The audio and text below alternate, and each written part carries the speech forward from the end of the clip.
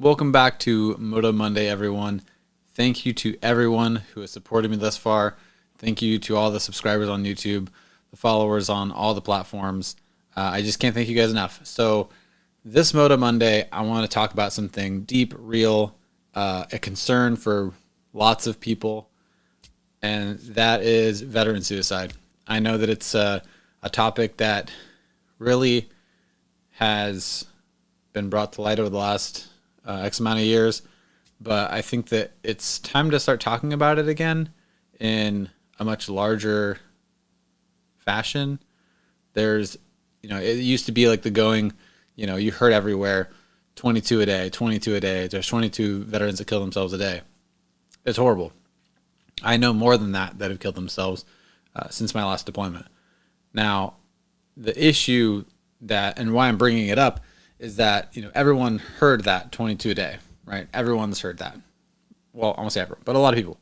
And I was just reading today that it's now 44 a day. So it went from 22 a day, which is about one every 65 minutes, which is nutty if you think about it. Like, that's just crazy.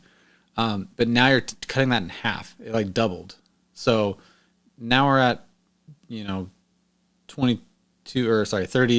32.5, right? So every 32 minutes and 5 seconds, or in 30 seconds, someone kills them. Some veteran out there or active duty service member kills themselves, whether it be from PTSD or depression, anxiety, like whatever is causing this. We have to find some way to fix this issue. Like, this is actually a true, kind of pandemic, if you will. Like, that is a lot of people dying every single day from one key demographic. That is a lot of people dying every day from something that I think that, while you're not always going to have the one cure-all fix for PTSD or depression or anxiety, those other issues, or maybe even like fear of some repercussion that they might be facing. I don't know. It's just something I really think that has to be taken more seriously than it has been. And I know that there's lots of great organizations out there. There's lots of good nonprofits out there. But when you have the major, function outside of the military being the VA, that is the one that's supposed to be taking care of us, and it's really not, clearly, like, you can't even argue any way that it, for like in this scenario, that it does. I actually had a buddy of mine who was in the Navy, who called the crisis hotline. I want to say it was like 4 weeks ago, maybe a little bit longer. And he called the veteran suicide crisis line, and they put him on hold. And then it hung up on him, and then they never called him back. That is disgusting, right? Like, that is absurd. Like, how we can allow that to happen and it go unchecked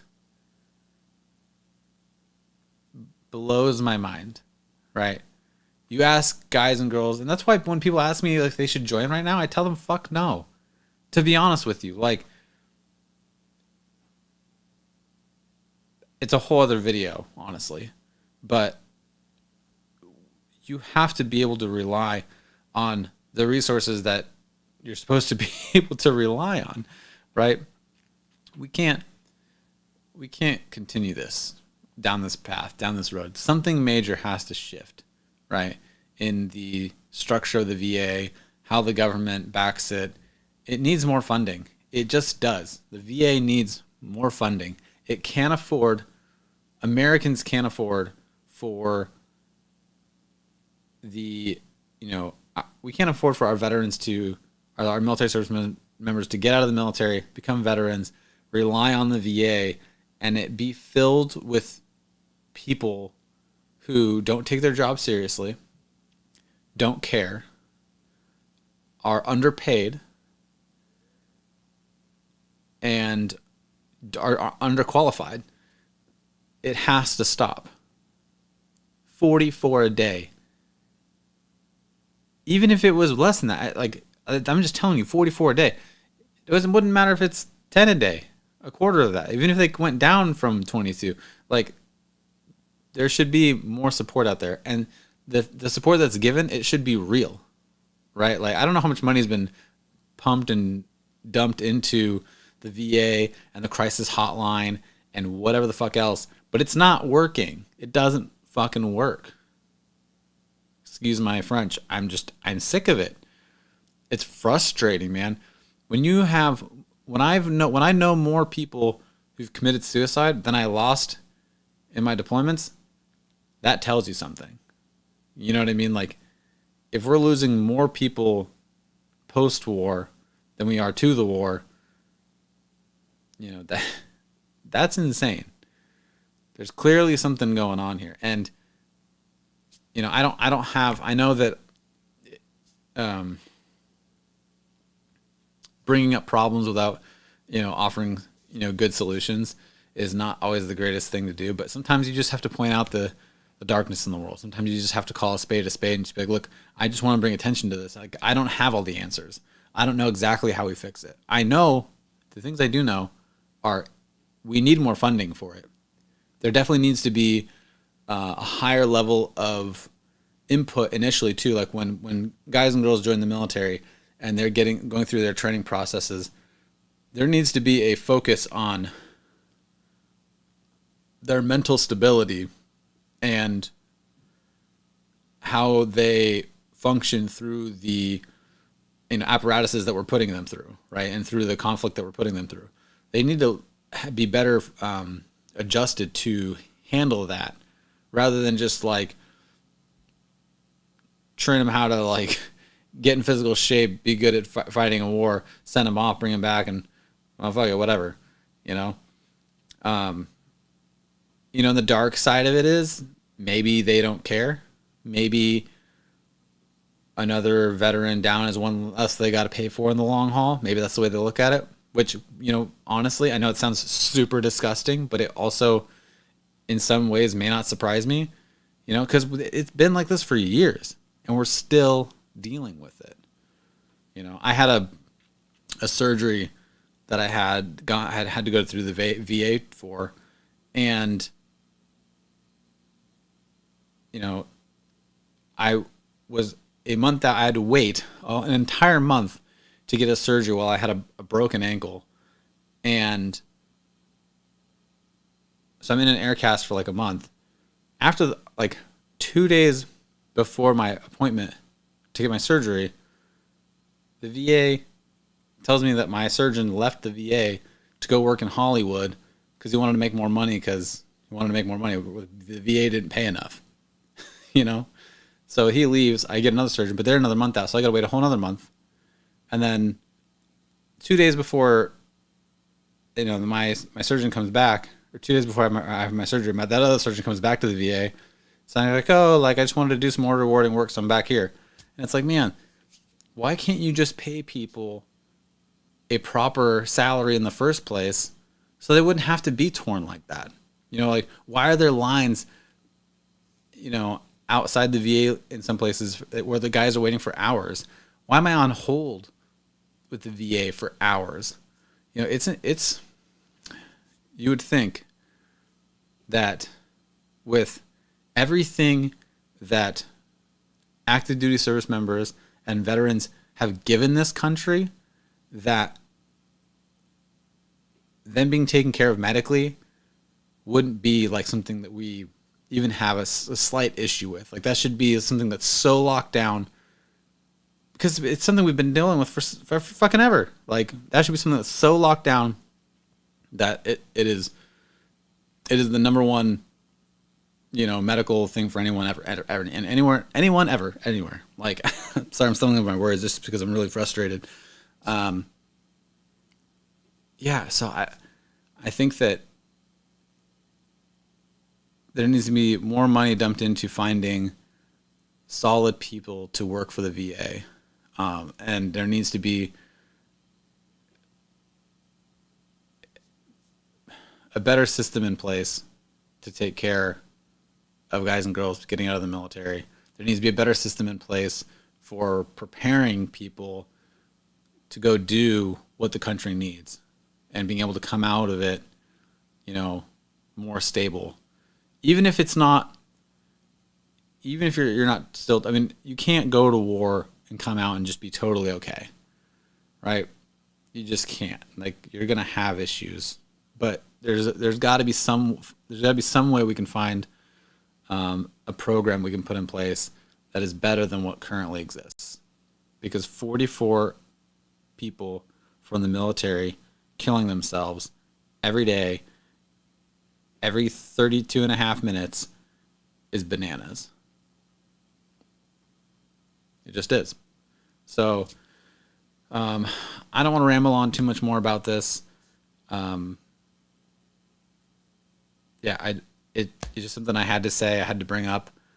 It's something I wanted to share because I know that a lot of people, they heard about it, whether you heard about it back when they were talking about 22 a day, or if you've heard about it recently. If you've actually heard about the 44 a day, it would surprise me.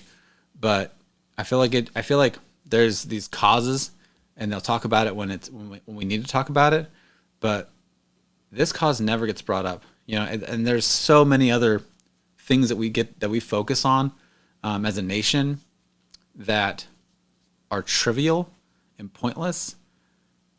And this is not one of those. This should be like priority number one. Like, and I don't know if it's a lack of patriotism. I don't know if it's a lack of knowledge.